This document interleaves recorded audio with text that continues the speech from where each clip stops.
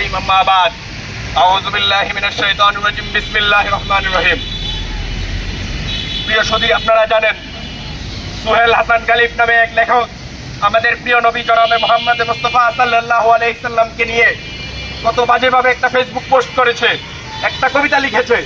বাংলার প্রতিটি মুসলমানের ঘরে প্রতিটি হৃদয়ে আগুন জ্বলছে। তাকে গ্রেফতার করা হয়েছে। আমাদের মনে হয় তাকে কোর্টে তুললে জামিনও দিতে পারে, কারণ তার পক্ষে বাংলাদেশের কিছু লেখক এক জায়গায় জড়ো হয়ে গেছে। এদের মধ্যে এদের নাম আছে, আমরা খুব তাড়াতাড়ি তা প্রকাশ করব ইনশাআল্লাহ।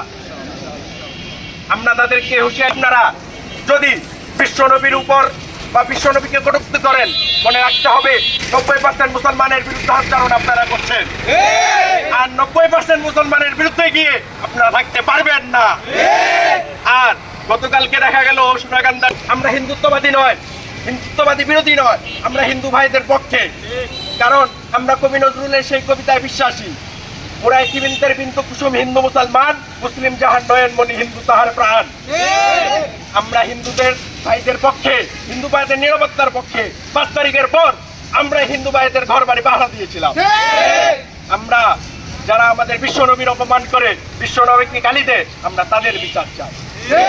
এই দুজনকে আজকে কোর্টে তোলা হয়েছে, আমরা জানি না তাদের কি করা হবে। তবে যদি তারা জামিন পায়, নারায়ণগঞ্জের কোর্ট চত্বর বন্ধ করে দেওয়া হবে। বিশেষ কিছু নয়, আজকে এখানেই থাক। ধন্যবাদ সবাইকে।